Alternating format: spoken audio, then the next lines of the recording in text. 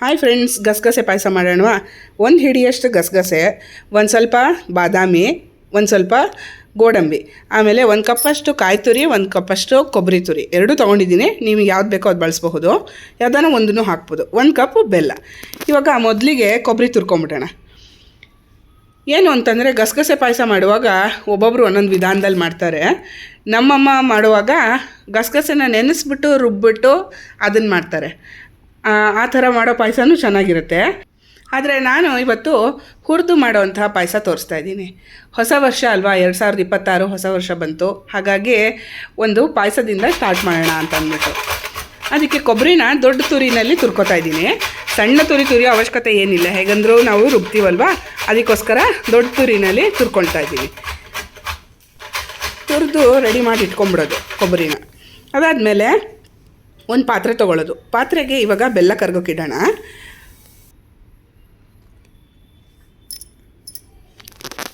ಒಂದು ಲೋಟದಷ್ಟು ಬೆಲ್ಲನ ಪಾತ್ರೆಗೆ ಹಾಕ್ಬಿಡೋದು, ಆಯಿತಾ? ಆಮೇಲೆ ಬೆಲ್ಲ ಮುಳುಗುವಷ್ಟು ಮಾತ್ರ ನೀರು ಹಾಕಿದ್ರೆ ಸಾಕು. ಅತಿಯಾಗಿ ನೀರು ಹಾಕಬೇಕು ಅಂತ ಏನು ಅವಶ್ಯಕತೆ ಇಲ್ಲ. ಹಾಗಂತ ನೀರೇನೋ ತುಂಬ ಜಾಸ್ತಿ ಆಗೋಯ್ತೇನೋ ಅಂತಲೂ ಯೋಚನೆ ಮಾಡೋಷ್ಟಿಲ್ಲ. ಬೆಲ್ಲ ಬೇಗ ಕರಗಲಿ ಅನ್ನೋದಕ್ಕೋಸ್ಕರ ನೀರು ಹಾಕಿ ಕುದಿಸೋದೇ ಹೊರತು ಬೇರೆ ಏನೂ ಇಲ್ಲಿ ಇಂಟೆನ್ಷನ್ ಇಲ್ಲ. ಆಮೇಲೆ ಒಂದು ಪ್ಯಾನಿಗೆ ಒಂದು ಅರ್ಧ ಹಿಡಿಯಷ್ಟು ಅಕ್ಕಿ, ನೀವು ದಿನ ಮನೆಯಲ್ಲಿ ಯಾವ ಅಕ್ಕಿ ಬಳಸ್ತೀರೋ ಅದನ್ನೇ ಉಪಯೋಗಿಸ್ಬೋದು. ಅಕ್ಕಿ ಹಾಕ್ಕೊಂಡು ಹುರಿಯೋದು. ಇದ್ರ ಜೊತೆಗೆ ನಾನು ಬಾದಾಮಿನೂ ಇಲ್ಲೇ ಸೇರಿಸ್ತಾ ಇದ್ದೀನಿ. ಗೋಡಂಬಿ ಏನು ಹುರಿಯೋ ಅವಶ್ಯಕತೆ ಬೀಳಲ್ಲ, ಹಾಗಾಗಿ ಬರೀ ಬಾದಾಮಿ ಮಾತ್ರ, ಅಕ್ಕಿ ಬಾದಾಮಿ ಹುರ್ಕೊಳ್ಳೋದು. ಮೊದಲಿಗೆ ಇದನ್ನು ಹುರಿದ್ಬಿಟ್ಟು ತೆಗೆದಿಟ್ಕೊಂಡ್ಬಿಡ್ತೀನಿ. ಆಮೇಲೆ ಗಸಗಸೆ ಹುರಿತೀನಿ. ಯಾಕೆ ಅಂತಂದರೆ ಆ ಗಸಗಸೆ ತುಂಬ ಬೇಗ ರೋಸ್ಟ್ ಆಗಿಬಿಡುತ್ತೆ, ಅದಕ್ಕೋಸ್ಕರ ತುಂಬ ಹೊತ್ತು ತೊಗೊಳ್ಳಲ್ಲ ಅದು. ನೋಡಿ, ಇವಾಗ ಬಾದಾಮಿ ಸೇರಿಸಿದ್ದೀನಿ. ಸೇರಿಸ್ಬಿಟ್ಟು ಎರಡೂ ಸ್ವಲ್ಪ ಹುರ್ಕೊಳ್ಳೋದು. ಇದನ್ನು ಹಾಕೋ ಇಂಟೆನ್ಷನ್ ಏನಪ್ಪ ಅಂತಂದರೆ ಪಾಯಸ ಸ್ವಲ್ಪ ಗಟ್ಟಿ ಬರಲಿ ಅಂತಂದ್ಬಿಟ್ಟು, ತುಂಬ ತೆಳುವಾಗೋದು ಬೇಡ, ಸ್ವಲ್ಪ ಮದಡಾಗಿ ಬರಲಿ ಅಂತ ಅನ್ನೋ ಉದ್ದೇಶ. ನೋಡಿ, ಸ್ವಲ್ಪ ಕೆಂಪಗಾಗೋವರೆಗೂ ಹುರ್ಕೊಳ್ಳೋದು. ಅತೀ ಬಣ್ಣ ಚೇಂಜ್ ಆಗಬೇಕು ಅಂತಲೂ ಏನಿಲ್ಲ, ಒಂದು ಸ್ವಲ್ಪ ಕೆಂಪಗಾದರೆ ಸಾಕು. ಹುರಿದ್ಮೇಲೆ ಅಕ್ಕಿ ಮತ್ತು ಬಾದಾಮಿನ ಒಂದು ತಟ್ಟೆಗೆ ತೆಗೆದಿಟ್ಕೊಂಡಿದ್ದೀನಿ. ಇವಾಗ ಗಸಗಸೆ ಹಾಕ್ಕೊಂಡು ಹುರ್ಕೊಳ್ಳೋದು. ಗಸಗಸೆ ಬೇಗ ಸಿದ್ಬಿಡುತ್ತೆ, ಬೇಗ ತಳ ಅಂಟ್ಬಿಡತ್ತೆ. ನೋಡ್ಕೊಂಬಿಟ್ಟು ಹುರಿರಿ, ಬೇಗ ಬೇಗ ಕೈ ಆಡಿಸ್ಬೇಕು. ಸರ ಹುರಿದ್ಬಿಟ್ರೆ ಚಿಟಪಟ ಅಂತ ಸಿಡ್ದಂಗೆ ಆಗುತ್ತೆ. ಅಷ್ಟಾಗೋವರೆಗೂ ಹುರಿಬೇಕು. ಹಸಿ ಹಾಗೆ ಬಿಡಬೇಡಿ, ಯಾಕೆಂದರೆ ರುಚಿ ಬರಲ್ಲ. ಹಸಿ ಗಸಗಸೆ ತಿನ್ನೋಕ್ಕಾಗಲ್ಲ. ಅದಕ್ಕೆ ಸ್ವಲ್ಪ ಘಮ್ ಅಂತ ಹುರ್ಕೊಳ್ಳಿ, ಆಯಿತಾ? ನೋಡಿ, ಎಷ್ಟು ಫಾಸ್ಟಾಗಿ ಆಗೋಗುತ್ತೆ ಅಂದರೆ ನೋಡ್ತಾ ಇರಿ, ಅಷ್ಟರಲ್ಲೇ ಮುಗ್ದೇ ಹೋಗ್ಬಿಡುತ್ತೆ.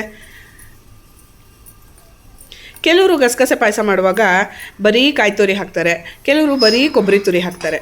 ನಾನು ಇಲ್ಲಿ ಎರಡನ್ನೂ ಸೇರಿಸಿ ಮಾಡ್ತಾಯಿದ್ದೀನಿ. ನೋಡಿ, ಈ ಥರ ಫಾಸ್ಟಾಗಿ ಗಸಗಸೆನ ಹುರ್ಕೋಬೇಕಾಗತ್ತೆ. ಬೇಗ 1-2 ನಿಮಿಷದಲ್ಲೇ ಆಗೇ ಹೋಗುತ್ತೆ.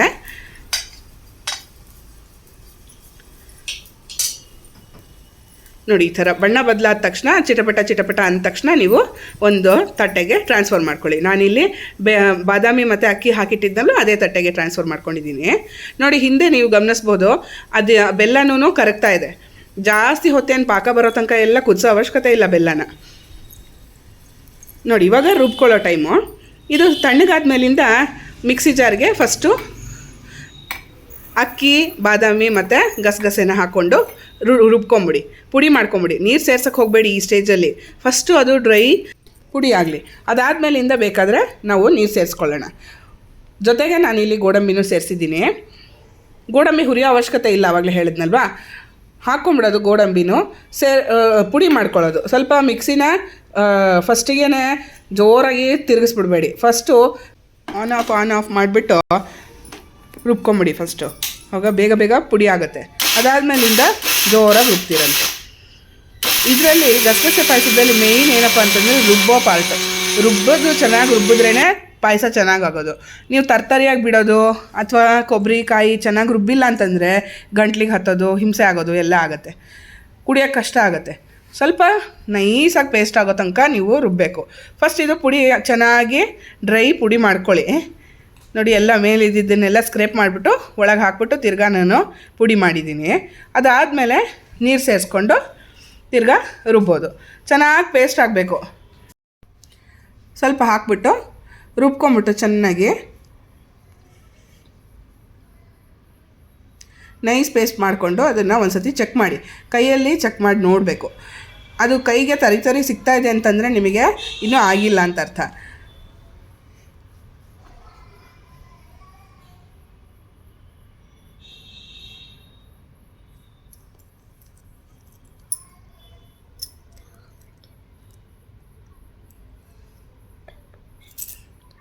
ನೋಡಿ ಪೇಸ್ಟು ಫೈನ್ ಪೇಸ್ಟ್ ಆಗಿದೆ.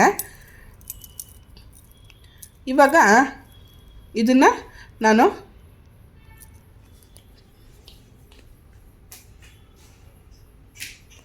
ಕಾಯಿನೂ ಸೇರಿಸ್ಕೊಂಬಿಟ್ಟು ರುಬ್ಕೊತಾ ಇದ್ದೀನಿ. ಗಸಗಸೆ ಅಷ್ಟು ಬೇಗ ನುರಿಯಲ್ಲ, ಸ್ವಲ್ಪ ಹೊತ್ತು ತೊಗೊಳುತ್ತೆ, ಚೆನ್ನಾಗಿ ರುಬ್ಬಬೇಕಾಗತ್ತೆ. ಆಮೇಲೆ ಒಂದು ಪಾತ್ರೆ ತೊಗೊಂಬಿಟ್ಟು ಪಾತ್ರೆಗೆ ರುಬ್ಬಿರೋ ಕಾಯಿ ಮತ್ತು ಇದ್ರದ್ದು ಗಸಗಸೆ ಪಾಯಸದ್ದು ಮಿಶ್ರಣನ ಸೇರಿಸ್ಕೊಳ್ಳಿ. ಇನ್ನೂ ನಾವು ಕೊಬ್ಬರಿ ರುಬ್ಬೋದು ಬಾಕಿ ಇದೆ. ಫಸ್ಟ್ ಇದನ್ನು ಸೇರಿಸ್ಬಿಡ್ತಾ ಇದ್ದೀನಿ. ಸಣ್ಣ ಜಾರಲ್ಲಿ ಯಾಕೆ ರುಬ್ತಾ ಇದ್ದೀನಿ ಅಂತಂದರೆ ಚೆನ್ನಾಗಿ ರುಬ್ಬತ್ತೆ ಅಂತಂದ್ಬಿಟ್ಟು. ದೊಡ್ಡ ಜಾರ್ ತೊಗೊಂಡ್ರೆ ಕೆಲವು ಸತಿ ಸರಿಯಾಗಿ ರುಬ್ಬಲ್ಲ.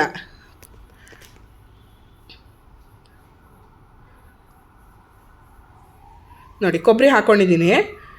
ಕೊಬ್ಬರಿನೂ ಸ್ವಲ್ಪ ನೀರು ಹಾಕ್ಕೊಂಬಿಟ್ಟು ರುಬ್ಕೊಂಬರ್ಬೇಕು.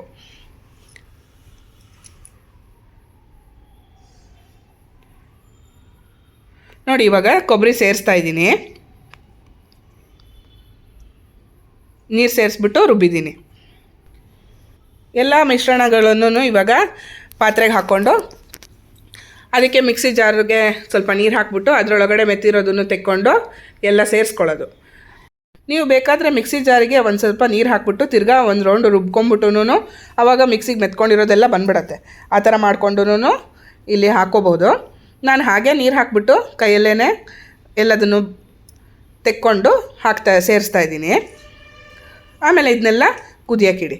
ಈ ಇದಾಗಿರೋದನ್ನು ಹುರಿದಿರೋದಾದ್ರೂ ಒಂದು ರೌಂಡ್ ಸ್ವಲ್ಪ ಹೊತ್ತು ಇದನ್ನು ಬರೀ ಈ ಬೇಸ್ನ ಮಾತ್ರನೇ ಒಂದು ಸ್ವಲ್ಪ ಹೊತ್ತು ಹುರ್ಕೋತಾ ಇದ್ದೀನಿ, ಅಂದರೆ ಬೇಯಿಸ್ಕೊತಾ ಇದ್ದೀನಿ ಸ್ವಲ್ಪ ಹೊತ್ತು. ಬೆಲ್ಲ ಏನಕ್ಕೆ ಕರಗಿಸ್ಕೊಳ್ಳೋದು ಅಂತಂದರೆ ಡೈರೆಕ್ಟಾಗೂ ಹಾಕ್ಬೋದು. ಕೆಲವು ಸರ್ತಿ ಅದರಲ್ಲಿ ಕಲ್ಲು ಕಸ ಮಣ್ಣು ಎಲ್ಲ ಇರುತ್ತೆ, ಹಾಗಾಗಿ ಅದು ಬೆಲ್ಲ ಮಾಡುವಾಗ ಆ ಥರ ಬಂದ್ಬಿಡತ್ತೆ. ಅದಕ್ಕೋಸ್ಕರ ಒಂದು ಸ್ವಲ್ಪ ಅದನ್ನು ಕ್ಲೀನ್ ಮಾಡ್ಕೊಳ್ಳೋಕ್ಕೋಸ್ಕರ ನಾವು ಈ ಥರ ಶೋಧಿಸ್ಕೋಬೇಕಾಗತ್ತೆ. ಶೋಧಿಸ್ಕೊಳ್ಳೋದಕ್ಕೆ ಈಸಿ ಆಗಬೇಕು ಅಂತ ಅಂದ್ಬಿಟ್ಟು ಕರಗಿಸ್ಕೊಳ್ಳೋದು. ಇವಾಗ ನೋಡಿ ಶೋಧಿಸೋಣ. ಜಾಸ್ತಿ ಏನು ಕಸ ಎಲ್ಲ ಇರಲಿಲ್ಲ, ಕ್ಲೀನಾಗೇ ಬಂದಿದೆ. ಸೊ ಇದನ್ನು ನೋಡಿ ಕ್ಲೀನಾಗೇ ಇದೆ. ಆದರೂ ನಮಗೆ ಸಮಾಧಾನಕ್ಕೆ ಒಂದು ಸರ್ತಿ ಕ್ಲೀನಾಗಿ ಶೋಧಿಸ್ಕೊಂಬಿಡೋದು ಒಳ್ಳೆಯದು. ಆಮೇಲೆ ಎಲ್ಲ ಮಿಕ್ಸ್ ಮಾಡ್ಕೊಳ್ಳೋದು, ಏನು ಎಲ್ಲದನ್ನು ಕಲಿಸ್ಕೊಂಬಿಡೋದು ನೀಟಾಗಿ. ಬೆಲ್ಲದ ಪಾಕದ ಜೊತೆಯಲ್ಲಿ ಎಲ್ಲ ಕಲಿಸ್ಕೊಂಬಿಟ್ಟು ನೀಟಾಗಿ ಇನ್ನು ನಮಗೆ ಎಷ್ಟು ಬೇಕೋ ಅಷ್ಟು ನೀರು ಸೇರಿಸ್ಕೊಳ್ಳೋದು. ಗಟ್ಟಿಯಾಗಬೇಕು ಅನ್ನೋರು ಗಟ್ಟಿಯಾಗೇ ಸ್ವಲ್ಪ ನೀರು ಸೇರಿಸ್ಕೋಬೋದು, ಅವಾಗ ಗಟ್ಟಿಯಾಗತ್ತೆ. ಜಾಸ್ತಿ ತೆಳುವಾಗಿ ಕುಡಿತೀವಿ ಅಂತನ್ನೋರು, ತೆಳು ಪಾಯಸ ಕುಡಿತೀವಿ ಅನ್ನೋರು ಸ್ವಲ್ಪ ಜಾಸ್ತಿ ನೀರು ಸೇರಿಸ್ಕೋಬೋದು. ನಿಮಗೆ ಎಷ್ಟು ಅಗತ್ಯ ಬೀಳುತ್ತೆ ಅದನ್ನು ನೋಡಿಕೊಂಡು ಇಲ್ಲಿ ನೀರು ಸೇರಿಸ್ಕೊಳ್ಳಿ. ನಾನು ಅದ್ರ ಕ್ವಾಂಟಿಟಿ ಏನು ಮೆನ್ಷನ್ ಮಾಡ್ತಾಯಿಲ್ಲ. ಎಲ್ಲದನ್ನು ಮಿಕ್ಸ್ ಮಾಡಿಕೊಂಡು ಚೆನ್ನಾಗಿ ಕುದಿಯೋಕ್ಕೆ ಬಿಟ್ಬಿಡೋದು. ನೋಡಿ ಇದು ಎಲ್ಲ ಕಲಿಸ್ಕೊಂಡ್ಮೇಲೆ ನಾನಿವಾಗ ಬೇರೆ ಸೌಟ್ ಹಾಕಿ ಕಲಿಸಿ ನೋಡ್ತಾ ಇದ್ದೀನಿ, ಎಲ್ಲೂ ಗಂಟಿಲ್ವಾ ಏನು ಅಂತಂದ್ಬಿಟ್ಟು. ಎಲ್ಲೂ ಗಂಟಿಲ್ಲ, ಕ್ಲೀನಾಗಿದೆ. ಚೆನ್ನಾಗಿ ಕುದೀಲಿ. ಇದು ಕುದಿ ಬರೋವಾಗ ಸ್ವಲ್ಪ ತಳ ಅಂಟದಲ್ಲೇ ಇರೋಂಗೆ ನೋಡ್ಕೊಳ್ಳೋದು. ಮತ್ತು ಉಕ್ಕಿ ಸುರಿದೋಗ್ಬಿಡುತ್ತೆ ಕೆಲವು ಸರ್ತಿ ಗಸಗಸೆ ಪಾಯಸ ಮಾಡುವಾಗ, ಅದನ್ನೊಂದು ಸ್ವಲ್ಪ ನೀವು ನೋಡ್ಕೋಬೇಕು.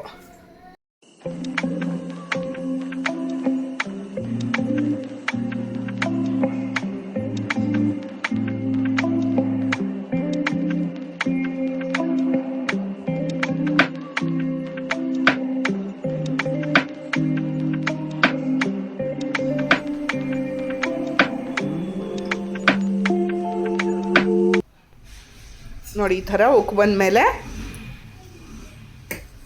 ಏಲಕ್ಕಿ ಪುಡಿ ಸೇರಿಸ್ಬಿಟ್ಟು, ಲಾಸ್ಟಲ್ಲಿ ಏಲಕ್ಕಿ ಪುಡಿ ಸೇರಿಸಿದ್ರೆ ಏನು ಅಂದರೆ ಘಮ ಘಮ ಅಂತ ಏಲಕ್ಕಿ ವಾಸನೆ ಹಾಗೇ ಇರುತ್ತೆ.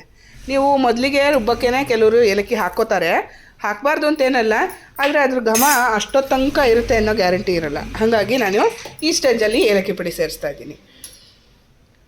ನೋಡಿ ಏಲಕ್ಕಿ ಪುಡಿನ ಮೇಲೆ ಉದುರಿಸ್ಕೊಂಡ್ಬಿಟ್ಟು ಕಲಿಸ್ಕೊಂಬಿಡೋದು. ಕಲಿಸ್ಕೊಂಬಿಟ್ರೆ ನೀಟಾಗಿ ಫಸ್ಟ್ ಕ್ಲಾಸ್ ಆಗಿರೋ ಗಸಗಸೆ ಪಾಯಸ ರೆಡಿ. ತುಂಬ ಚೆನ್ನಾಗಾಗುತ್ತೆ ಮಾತ್ರ. ನಿಮಗೆ ಟೈಮ್ ಇದ್ದು ಸ್ವಲ್ಪ ಒಂದು ಏನಾದ್ರು ಸ್ವೀಟ್ ಮಾಡೋಣ ಅಂತನ್ನುವಾಗ ಖಂಡಿತ ಗಸಗಸೆ ಪಾಯಸ ಟ್ರೈ ಮಾಡಿ. ಕುಡಿಯೋಕ್ಕಾಗತ್ತೆ. ಯಾವುದಾನ ಡ್ರೈ ಪಾಯಸಗಳಿಗಿಂತ ಇದು ಒಂಥರ ಕುಡಿಯೋಕ್ಕೆ, ಪಾಯಸ ಕುಡಿಯೋದಕ್ಕೆ ಇಷ್ಟಪಡೋವಂಥವ್ರಿಗೆ ಇದು ಇಷ್ಟ ಆಗುತ್ತೆ. ಬಿಸಿ ಬಿಸಿ ಪಾಯಸನ ಸವಿದು ಹೊಸ ವರ್ಷನ ಸ್ಟಾರ್ಟ್ ಮಾಡೋಣ.